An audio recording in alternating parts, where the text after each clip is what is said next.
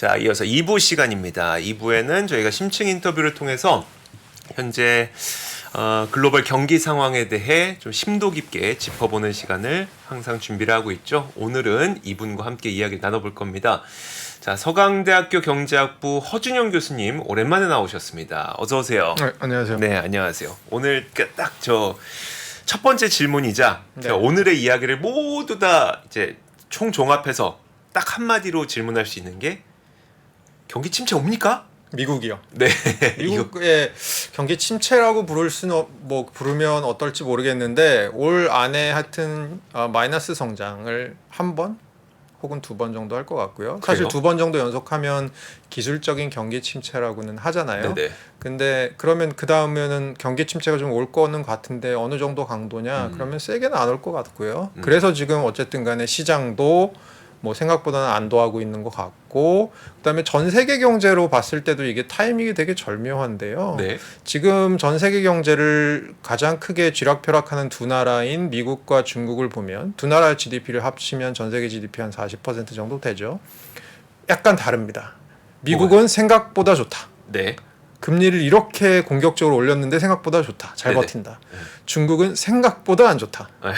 근데 이제 미국은 제가 아까 말씀드린 대로 결론부터 먼저 말씀드리면 제가 생각하기엔 올 뭐 하반기로 가면 이제 역성장을 좀 할 것 같아요. 미국이 약간 다운이 되면 심하게는 안 되지만 네네. 중국이 조금 치고 올라올 것 같고요. 그러면 어떻게 봤을 때는 뭐 어쨌든 간에 성장 동력이 어딘가에서는 살아있는 쪽으로 갈 것 같고 그러면 전 세계 경제를 봤을 때 전 세계 경제가 갑자기 꼬꾸라지는 일은 안 생기지 않을까라고 볼 수밖에 없는 입장이 되게 되는 것 같아요. 하반기에 그러면 한 번쯤은 역성장이 올 수도 있다. 그러니까 미국 기준으로. 네. 라고 생각하시는 어떤 이유는 뭘까요?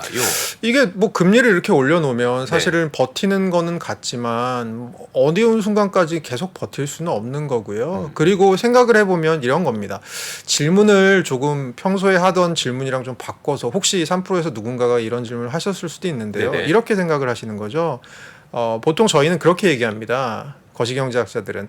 아니 왜 저렇게 금리를 올려요? 아니 금리를 올려야지 물가가 잡히죠. 아니 금리를 올려서 물가가 잡히는 건 좋은데 그러면 저렇게까지 금리를 올리겠다는 건 리세션을 감수하고도 금리를 올리는 거잖아요. 네. 맞아요. 네. 그러면 다음에 질문이 가능합니다. 아 그럼 도대체 이 경기 침체 없이 물가 잡을 수 있는 거 아닙니까? 네네. 그 방법이 있으면 제일 좋은 거 아니에요? 라고 질문하시잖아요. 네네. 근데 그게 사실은 아닐 가능성이 되게 커요. 왜냐하면 사실은 지금 물가가 어디서 올라가서 어디로 옮겨가는지를 생각해 보면 물가가 지금 되게 고인플레이션이 지속되는 이유를 생각해 보면 시작은 어쨌든 간에 원자재 가격, 에너지 가격이었고요. 네. 그게 지금 내려갔잖아요. 그래서 미국은 코어가 근원 CPI가 그냥 CPI보다 높은 상황이 됐잖아요. 네. 왜냐하면 에너지 가격, 원자재 가격을 뺀 게 근원이니까.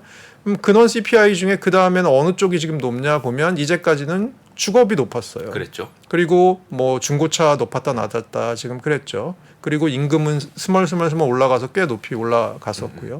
그러면 이 중에 지금 뭐가 다운되고 있느냐 보면 주거비가 조금 다운되고 네. 있습니다. 주거비가 어쨌든 간에 1년마다 갱신을 하는 시스템이잖아요. 네네. 미국은 어쨌든 간에. 그러니까 주거비 갱신이 서서히 일어나고 한 사람이 그러니까 모든 경제 주체가 주거비를 한꺼번에 바꾸는 게 아니니까 그쵸. 네. 갱신이 되면서 서서히 주거비가 다운되는 게 잡히고 있는 게 요즘인 것 같고요. 네. 그다음에 중고차 가격도 최근에는 좀 내려가고 있습니다. 그리고 중고차 예전에 재고 같은 것도 굉장히 많이 뭐 몇십 개월어치를 갖고 있었는데 작년에는 그게 뭐 30개월어치 그 이하 막 이렇게 떨어졌다가 최근 들어서 중고차 가격이 다시 좀 떨어지고 재고도 생기고 이러고 있거든요. 그러면 여기서 떨어졌습니다. 그러면 어디서 안 떨어지고 있을까요? 마지막까지 인플레이션에서 남아있는 부분은 아마 임금 부분일 겁니다. 그러면 임금이 떨어져야 되는데 임금은 언제 떨어지냐? 경기가 한번 침체로 들어가야지 임금이 떨어지거든요.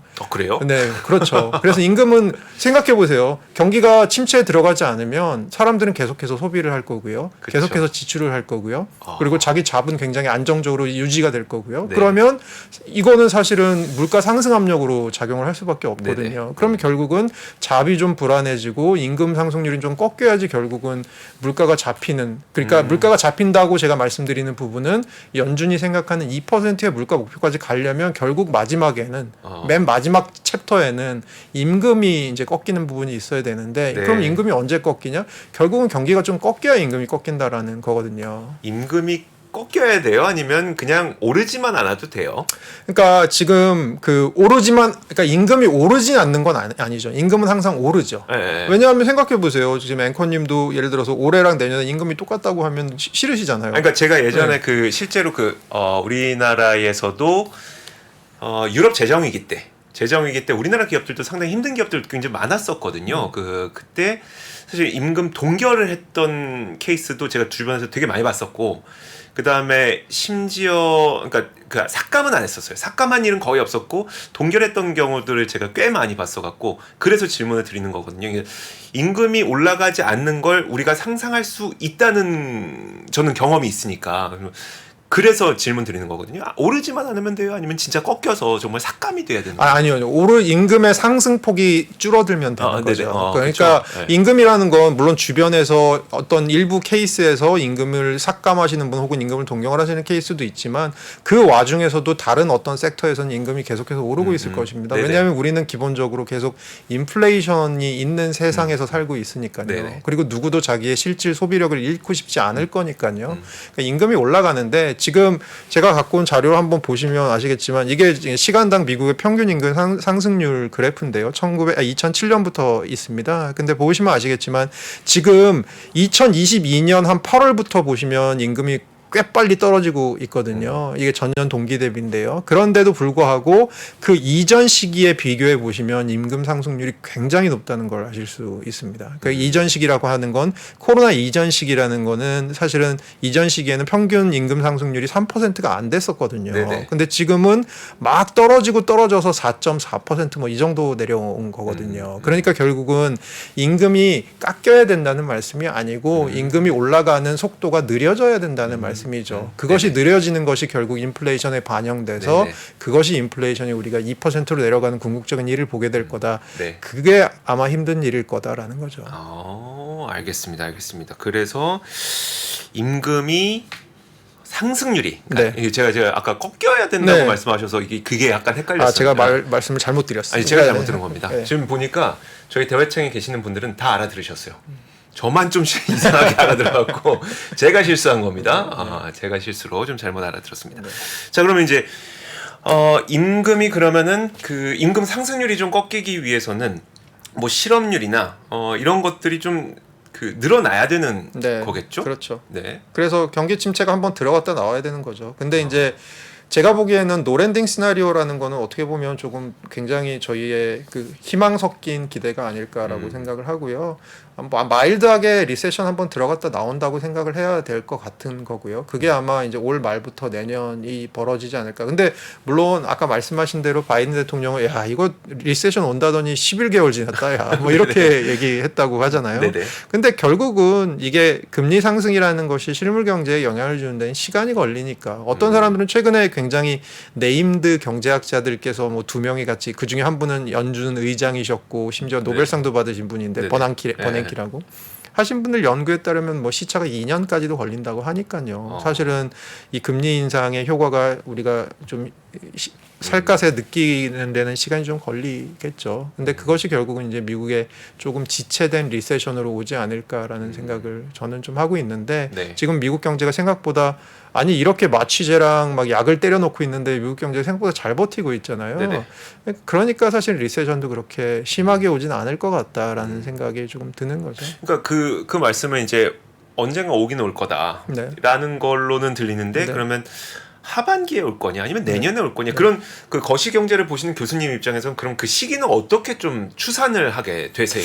저는 본격적인 건 내년인 것 같고요. 네. 그러니까 저희가 사실 리세션이라는 걸 리얼타임으로 재는 게 아니잖아요. 오늘 경기를 딱 재고 야 오늘 마치 저희가 온도 재듯이 네. 저희 아이들이 있는데 어렸을 때 이제 온도를 재잖아요. 체온이 그렇죠. 높으면 네네. 온도를 재갖고 네. 체온이 지금 39도네. 이거는 열이 있는 거네라고 실시간으로 파악을 하고 병원을 가네 마네라고 생각을 하잖아요. 네네. 근데 사실은 왜냐하면 리세션이라는 건 사후적으로 재는 거잖아요. 그렇죠. 데이터가 쌓이고 나서 네네. 그때가 리세션이었구나 과거의 그 시점이라고 얘기하는 거니까 네. 리세션을 진단하는 거는 조금 저희가 이제 시차가 있겠지만 네. 제가 생각하기에는 기술적으로 리세션에 들어가는 게 아마 저는 내년 1분기 정도가 아닐까, 1분기나 2분기 정도가 아닐까라고 생각을 하고 있습니다.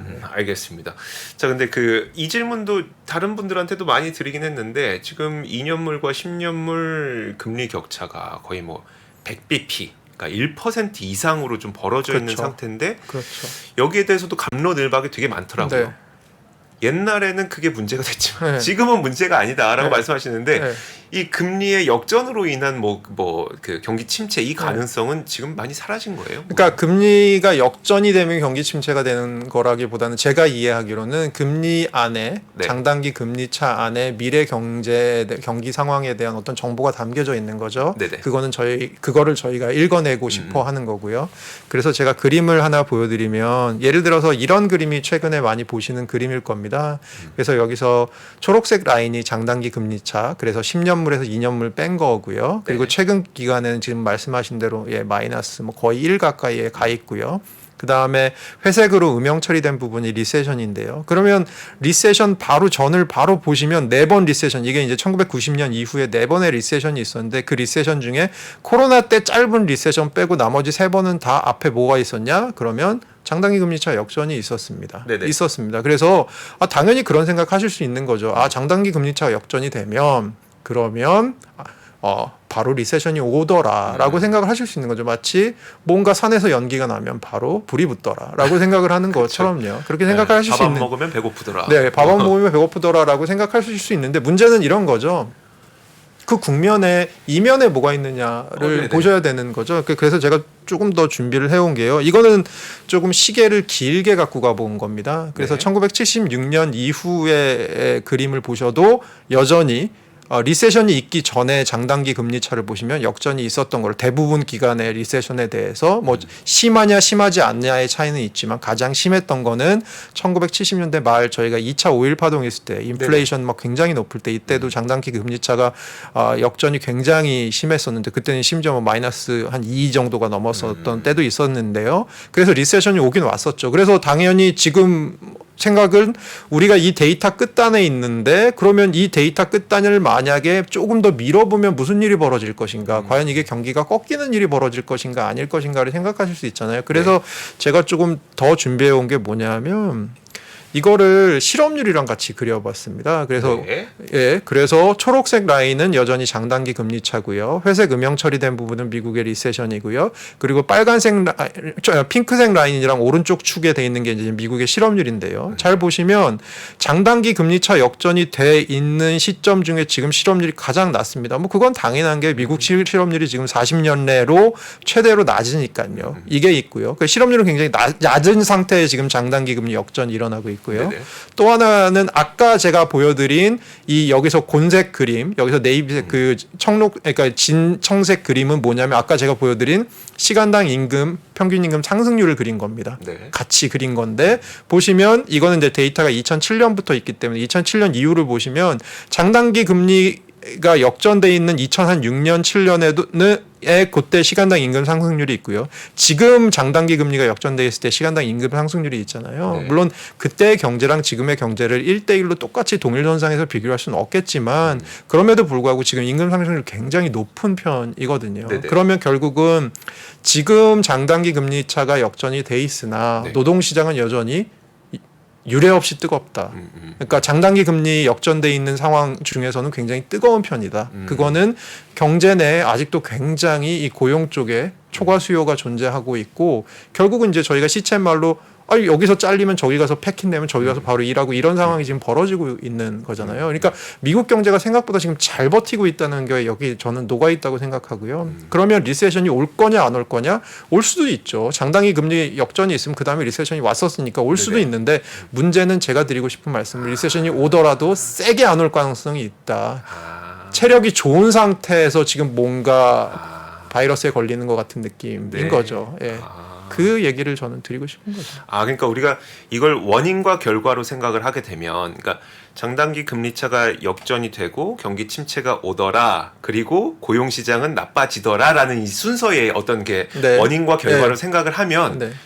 그러면 뭔가 지표가 안 맞아 보이는데 그게 아니라 네. 장단기 금리차가 역전이 되고 침체가 오는 그 루트가 하나가 있고 네. 이 가운데 고용이란 변수가 있다고 생각을 해보면 네, 그렇죠. 이야기가 맞아 떨어지는 거예요. 맞습니다. 네. 금리차가 역전되고 침체는 올 수 있지만 네. 만약에 고용이 좋았을 때는 그게 네. 침체가 강하게 안 올 수도 있는 거고, 그렇죠. 고용이 나빴을 때는 침체가 강하게 올 수도 있는 거고, 그렇죠. 이런 좀 경로를 다르게 생각하면 또 그 이야기가 되는 네, 거네요. 그런 것 같습니다. 저보다 제가 찰떡같이 말씀드렸는데 그걸 제 콩떡같이 알아들어주셔서 감사합니다.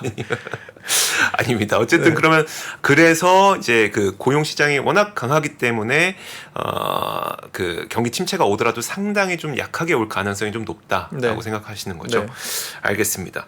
자, 그러면 이제 원래는 저희가 교수님께 이런 질문을 자주 안 드리긴 하는데 워낙 투자를 하시는 분들이 많이 보다 보니까, 그럼 주식 시장과 그러니까 경기를 놓고 보면 시장이 경기를 선행한다는 이야기가 있잖아요. 그러면 침체가 아직 안 왔다는 측면에서 주식 시장, 그러니까 금융 시장은 좀 어떤 식으로 움직일 것 같으세요? 우선은 상반기의 금융시장을 보면서 저는 굉장히 많이 반성을 하고 정말 반성 많이 했는데요. 왜 교수님 왜 반성하셨어요? 저는 첫째로는 뭐 저뿐만이 아니고 거시경제학 하시는 분들이 최근에 반성 많이 하실 부분은 미국 경제가 이렇게 잘 버틸 줄 몰랐다라는 게 아마 반성할 지점이고요. 그렇다면 왜 그럴까라는 것에 대해서 우리는 여전히 이제 연구를 하거나 좀 더 알아야 할 무언가가 있는 것 같은데요. 첫째는 그거고, 두 번째는 상반기 주식시장은 물론 미국 주식시장 기준으로 봤을 때는 물론 굉장히 어떤 특정 섹터, 뭐 테크 섹터 이런 데서 드라이브를 해서 그렇게 견조하게 버텼지만, 저는 그런 느낌 받았어요. 혹시 고스트바스터스 1 보셨어요, 영화? 되게 옛날 영화인데. 네, 거기, 봤죠. 거기 먹개비 나오잖아요. 네네. 뭘 줘도 먹잖아요. 네. 뭘 줘도 소화하잖아요. 그렇죠. 시장이 먹개비 같더라고요. 어... 어떤 악재가 있어도 그걸 다 소화해내고 기어이 우상향을 만들더라고요. 네네. 그래서 저는 굉장히 올 상반기에 미국 시장, 뭐 한국 주식 시장도 비슷한데 굉장히 반성도 하면서 저런 면도 있을 수 있구나라는 것을 솔직히 느꼈고요. 네. 하반기에는 제가 아까 말씀드린 대로 매크로 팩터로 보면, 저는 뭐 사실 기술 분석하는 사람은 그렇죠. 아니고 기술 네네. 분석을 저 같은 사람이 하면 안 되니까요. 그래서 보면 매크로 팩터는 미국이 생각보다는 잘 버틸 거고요. 뭐 리세션이 오더라도 말도 할 거고, 그 다음에 중국은 반등 속도가 굉장히 천천히 일어나고는 있습니다만 뭐 어쨌든 간에 반등을 해내긴 할 것 같거든요. 네네. 그러면 결국은, 그리고 유럽은 지금 경기 둔화세가 지속은 되고 있고 네. 인플레이션이 미국보다는 조금 안 잡히고 있고, 라가르도 총재 자체도 지금 어쨌든 간에 금리 정점이 우리 눈앞에 있다고 생각하지 말아라고 계속 시장에 워닝 주고 있고, 6월 금리 결정하면서 7월에 또 올리겠다고 또 사인 주고 하고, 여전히 굉장히 매파적인 기조를 갖고 있기는 하지만 네.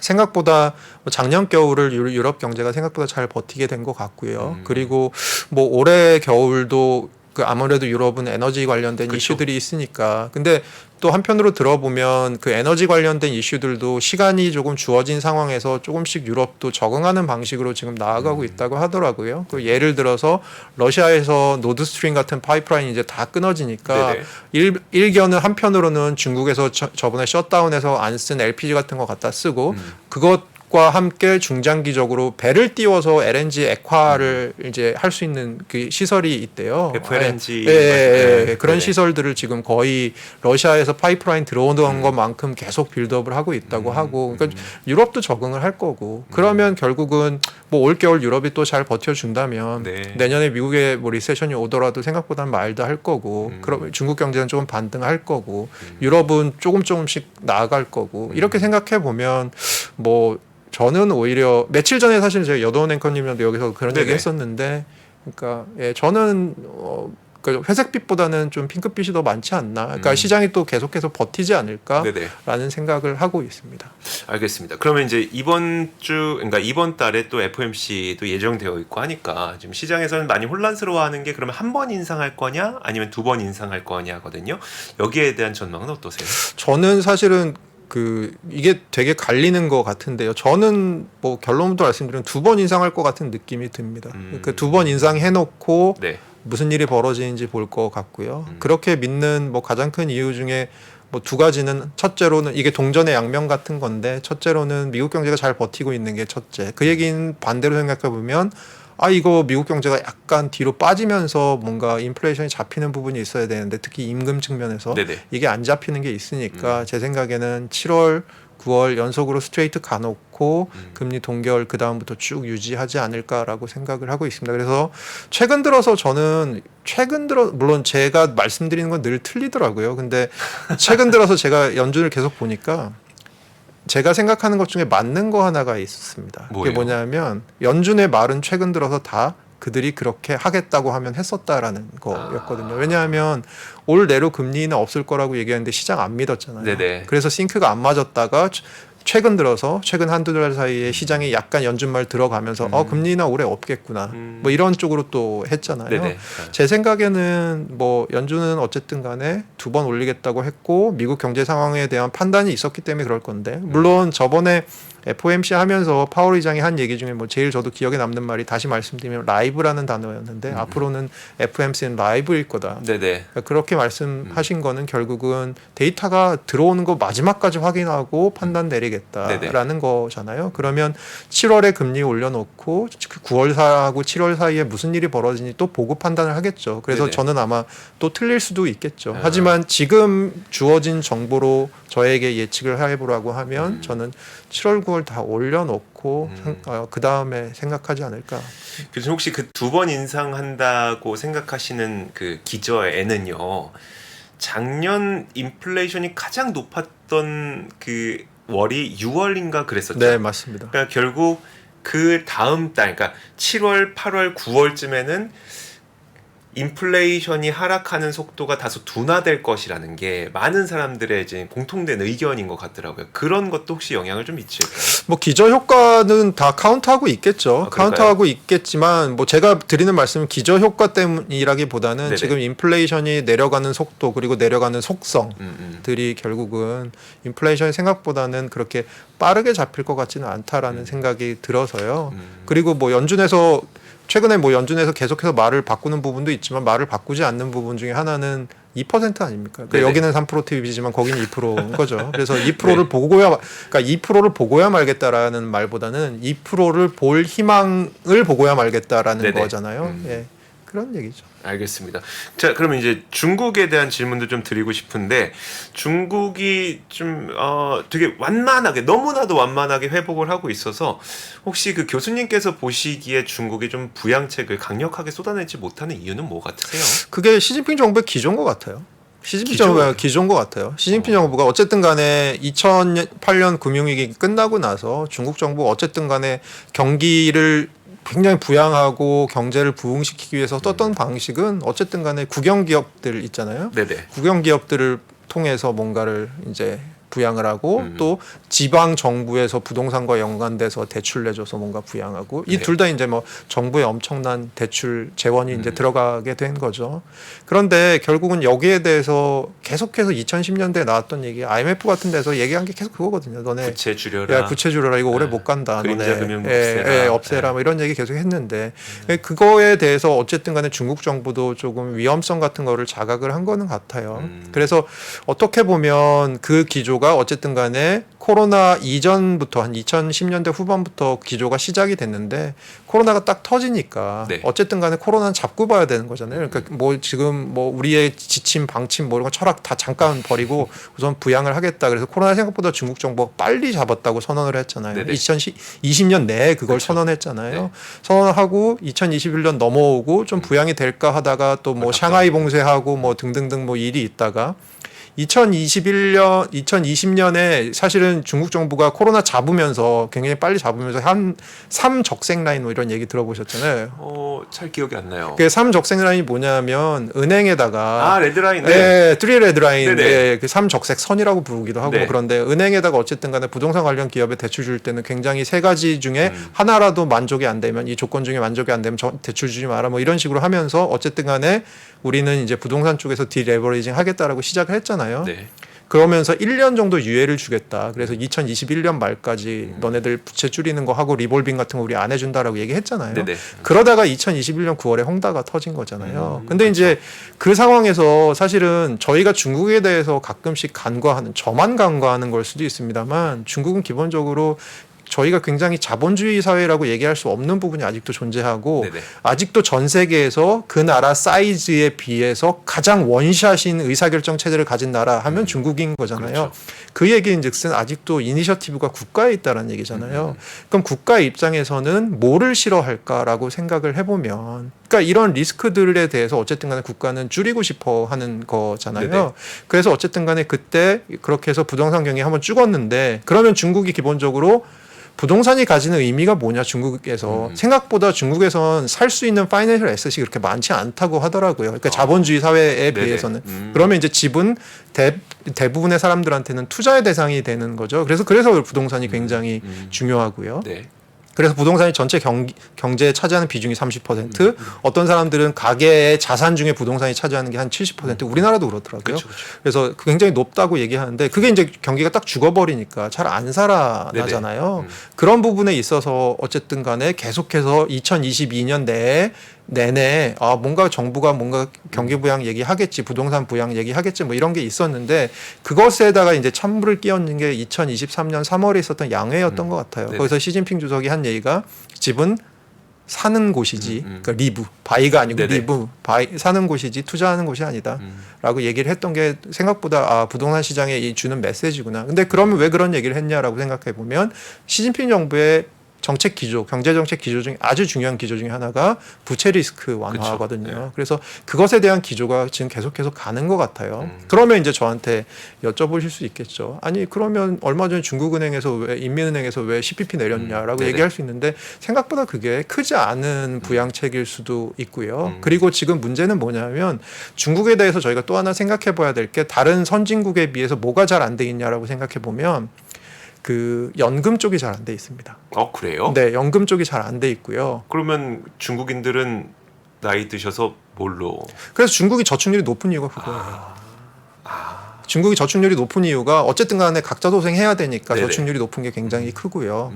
거기다가 최근 들어서는 코로나 이후에 저축률이 더 높아졌다고는 하더라고요. 네네. 그게 무슨 얘기냐? 그러면 소득이 생기면 저축으로 좀 가는 부분이 있다라는 게 하나. 그러면 소비가 잘 안 늘 거라는 게 하나고요. 네. 두 번째는 또 뭐가 있을 거냐 하면은 사실은 중국에서 그 최근에 디레버리징을 실제로 가게들도 되게 많이 하고 있어요. 그래서 어쨌든 간에 소득이 생겼을 때 저축을 늘리거나 부채를 갚거나 이런 식으로 소비를 늘리는 대신 그런 쪽의 역할을 이제 지금 하고 있는 거고요. 그럼 소비가 제약이 되겠죠. 그 다음에 또 하나가 우리가 조금 봐야 될 부분이 뭐냐 하면 생각보다 이 중국의 지금 부동산 경기가 살아나지 않으니까 어쨌든 소비 심리도 얼어 있고 뭐 이런 건데 또 하나는 또 선진국과 비교해 봐서 좀 다른 점이 뭐냐 하면 과연 코로나가 터졌을 때 대규모 재정의 어떤 그 재정 부양이 있었느냐라는 부분. 우리가 소위 말해서 재난지원금 같은 네, 거죠. 재난지원금. 그런 네네. 게 있었느냐? 그럼 중국은 없었거든요. 없었다는 건 왜 그랬냐라고 생각하면 이것도 어떻게 보면 중국의 사회체제랑도 좀 관계가 있는 것 같아요. 이게 중국은 어쨌든 간에 지금까지 중국의 성장 모델은 투자랑 수출이었잖아요. 그리고 이 투자랑 수출에 있어서 중요한 역할을 하는 게 지방정부랑 국영 기업들이었잖아요. 네네. 결국은 이니셔티브를 정부가 주겠다라는 거거든요. 그러니까 결국은 민간 소비 쪽이 너무 커져버리면 네네. 이 부분들은 사실은 중국 정부가 쉽게 쥐락펴락할 수 있는 부분이 아니잖아요. 그래서 이런 부분들에 있어서 중국 정부가 굉장히 조심스러웠다고 하는 얘기를 들었어요. 그러면 이것들이 어떤 현상으로 나타났느냐. 올 초에 리오프닝 했잖아요. 네. 그래서 1분기 중국 굉장히 좋았습니다. 1분기 되게 뜨거웠어요. 중국 경기. 근데 그게 짧잖아요. 듀레이션이. 네네. 빨리 꺼지잖아요. 2분기에 팍 꺼지잖아요. 네네. 그러니까 이게 선진국들하고 되게 다른 부분인 것 같아요. 제가 말씀드린 대로 정부의 소득 보전이 별로 없었다. 코로나 때. 그다음에 저축률 계속 늘어났다. 그다음에 디레버리징 사이클에 들어가 있다. 이런 것들이 다 지금 맞물려서 어쨌든 간에 중국의 경기가 생각보다 빨리 바운스백하는 것들을 제약하고 있는 것 같다라는 느낌이 들고요. 생산 쪽에서도 사실은 뭐 드릴 말씀은 재고가 많이 쌓여 있다. 특히 IT 네네. 쪽에서 재고가 많이 쌓여 있는 것이 있어서 네. 최근 들어서 조금씩 소진되고 있다는 소식은 들었는데 이 부분들의 재고가 결국은 이제 기업들의 투자를 조금 망설이게 되는 부분이 그쵸. 되게 하는 것 같고 그러면 결국은 그렇게 돌아가는데 결국은 사람들의 기대가 그러니까 IB에서 지금 얘기하는 건 그거잖아요. 네. 야 너네 이렇게 하면 올해 5% 달성 네네. 못해. 네. 라고 계속 얘기하잖아요. 네. 그래서 이제 사람들의 또 기대가 올해 10월에 당대회가 있잖아요. 그러니까 네네. 당대회 때 뭔가 나올 거다라는 건데 음. 제 생각에는 뭐가 나온다고 하더라도 사실 뭐 10, 11, 12 이렇게 잡혀갖고 올해 중국 경기를 얼마나 끌어올릴 수 있을지는 그러게요. 잘 모르겠어요. 모르겠고. 3개월 동안. 그리고 뭐 그 이외 측면에서 지금 중국에서는 뭐 자동차 판매 좀 늘어나고 통신기기 판매 좀 늘어나고 다시 소비가 스멀스멀 올라오고 있는 부분도 있다라는 얘기들도 있거든요. 네네. 그래서 어떻게든 하여튼 뭐 5%야 넘기겠죠. 중국이 5% 달성 못하는 거는 뭐 상상하기 힘들지만 그래도 어쨌든 간에 드리고 싶은 말씀은 지금까지는 생각보다 중국 경기 반등이 되게 느렸다. 그리고 하반기로 갈수록 조금씩 더 반등하는 모습은 나오긴 할 거다. 다만 그것이 우리가 생각하는 정부가 어느 날 갑자기 딱 등장해서 저희가 플라톤의 시약 보면 뭐 데우스 마키나라고 어느 날 갑자기 막 모든 비극이 생겼는데 하늘에서 뭔가 신이 나타나서 뿅 하고 이제 네네. 한 번에 끝내는 뭐 이런 얘기 하잖아요. 네네. 데우스 마키나 없다라는 얘기죠.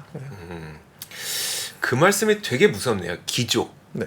기조라는 거는 지금도 그렇게 할 거고, 아니 지금도 그렇게 하고 있고, 우리는 앞으로도 그렇게 할 겁니다.라는 게 기조인데 네. 지금 이 모습 되게 천천히 회복하는 게 시진핑 그 행정부의 그 기조로 보인다는 건 네. 앞으로도 계속 그럴 거라는 거니까 회복은 그렇죠. 되겠지만 네. 되게 기대감을 저 뒤로 밀어놔야 될 것 같은. 그런 뭐 느낌이 좀 아무래도 예 저는 조금 반등이 천천히 그러니까 어느 물이 반만 남았냐 반이나 남았냐는 것 같은데요. 반등이 이제 반등을 하기는 하겠으나 우리가 생각하는 것처럼 어느 날 갑자기 중국이 막 팡팡팡 치고 올라올 것 같은 그런 아주 속도감 있는 반등은 아닐 가능성이 있겠다라는 정도의 말씀을 저는 그렇게 보고 있습니다. 그럼 소비도 마찬가지로 좀 그런 식으로 갈까요? 아니면 사람들 소비라고 하는 건 사실 통제하기 어려운 거잖아요. 네. 막 갑자기 돈을 그래도 뭔가 분위기가 확 달라져서 돈을 쓰고 싶어졌어요. 그럼 사실 이거는 중국 정부에서 통제할 수 있는 건 아니죠. 통제할 수 있는 건 아닌데 문제는 소비의 소스가 있어야 되는 거잖아요. 소비라는 게 그걸 통제함으로써. 예, 소비의 소스가 있어야 되는데 이것도 얼마나 물줄기가 세냐 오래 버티느냐라는 건데 중국은 그 물줄기가 생각보다 그렇게 소비 쪽에서는 강하지 않은 것 같다라는 거죠. 알겠습니다. 아니 어떻게든 좀 이거 희망을 좀 찾아보고 싶. 희망이 없는 건 아니지만. 아니 제가 오늘 드린 말씀은 전체적으로 희망적이다. 전체적으로 뭐 희망적인 게 좀 더 많지 않나라고 저는 그렇죠. 봐요. 예. 네, 알겠습니다. 네. 자, 서강대학교 경제학부 허준영 교수와 함께 과연 진짜 미국의 경기 침체가 올 것이냐에 대한 이야기를 좀 나눠봤습니다. 다만 교수님 말씀처럼 고용이 너무 세기 때문에 와도 되게 약하게 올 것 같다. 그리고 또 중국이 회복세를 천천히 보여주고 있기 때문에 그런 것들도 좀 상호 보완적인 관계를 가져갈 것 같다라는 이야기를 좀 해주셨습니다. 자, 오늘은 여기서 보내드리도록 하죠. 고맙습니다. 네, 감사합니다.